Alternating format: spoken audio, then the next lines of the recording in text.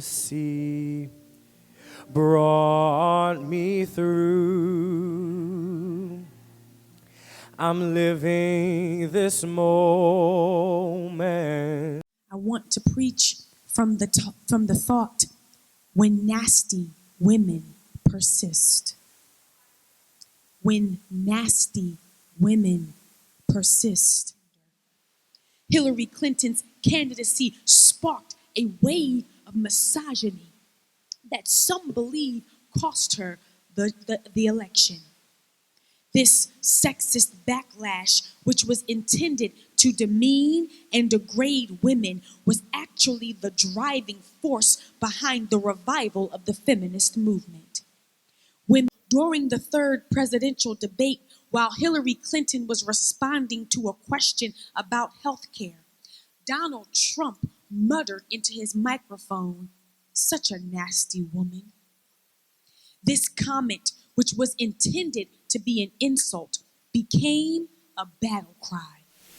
Within minutes after the debate, "nasty women get stuff done" was trending on social media. In the same way, on February 7th, Senator Elizabeth Warren took to the Senate floor to share a letter written by Coretta Scott King back in 1986, where King urges Congress to block the nomination of Jeff Sessions for federal judge. As Warren read the letter aloud, she was silenced by Majority Leader Mitch McConnell, who later defended his actions by stating she was warned, she was given an explanation, nevertheless, she persisted. Women like Coretta Scott King and Rosa Parks, women like Ruby Bridges and Gloria Richardson, women like Sojourner Truth and Malala Yousafzai. As women started to take ownership of the phrases "nasty women" and "she persisted," I want you to know that my wheels began to turn. I started to think about all the women in the Bible who have been viewed for whatever reason as nasty, but nevertheless, they persisted. Women like Hannah, who after going to the temple to pray was accused of being drunk, but nevertheless, she persisted. Women like Queen Vashti, who refused to parade around naked for her husband, the king, and his dinner guests. She was warned, she was given an explanation, but nevertheless, she persisted. And her persistence paved the way for Esther. Women like Mary, the mother of Jesus, who became pregnant before marriage. Mary Magdalene, who was possessed by 7 demons.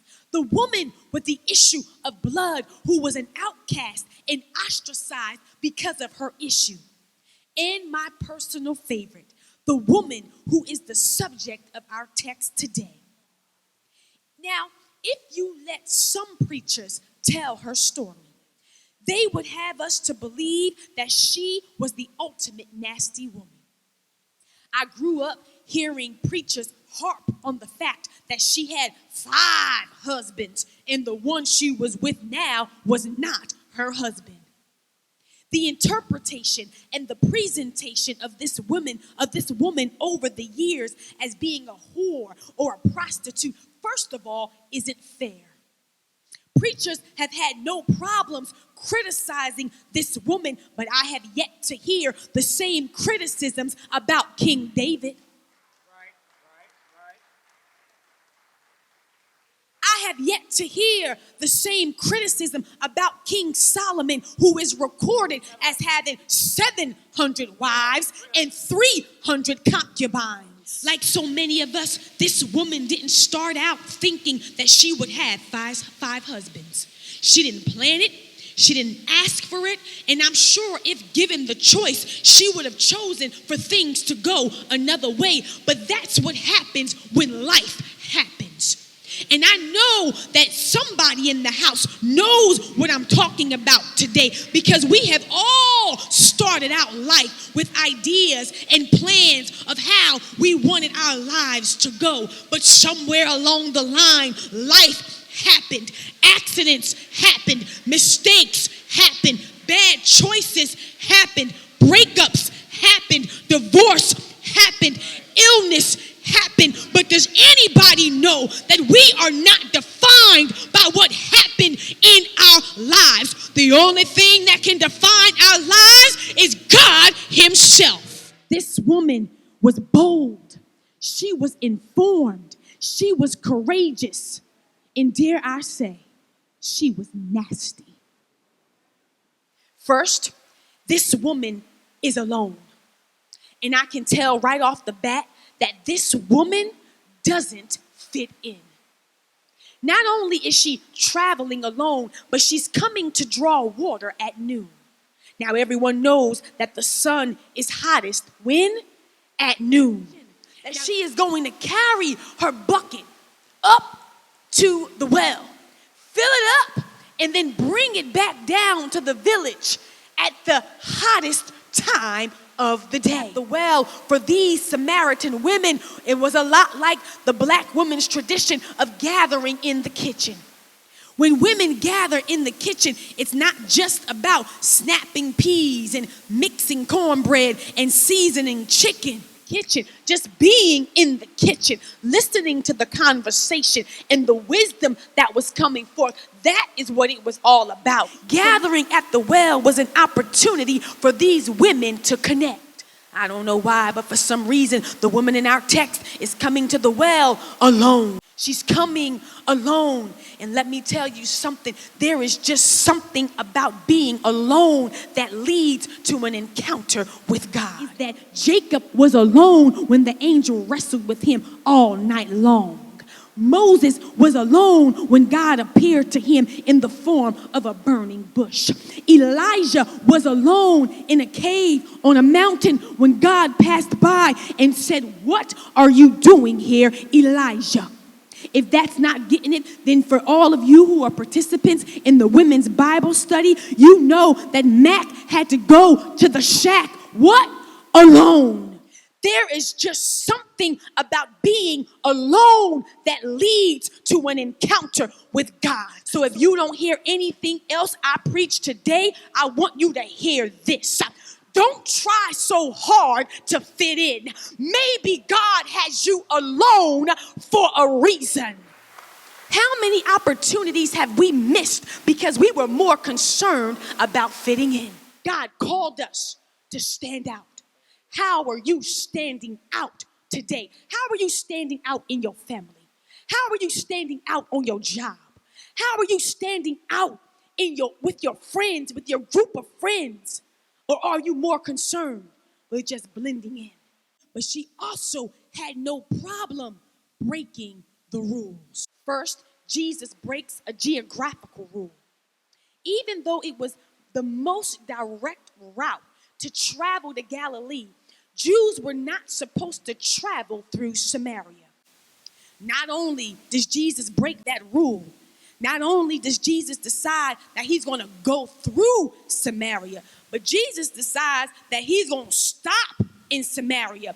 He's going to send his disciples to get some chicken. Somebody say Jesus is a rule breaker. Because in verse 9, she says to Jesus, "How is it that you, a Jew, can ask me, a Samaritan woman, for a drink?" Somebody say she knows the rules. She knows the rules, but nevertheless, she persisted. This woman must have recognized that Jesus had what she needed. Sometimes in order to get what God has for you, you have to break some rules.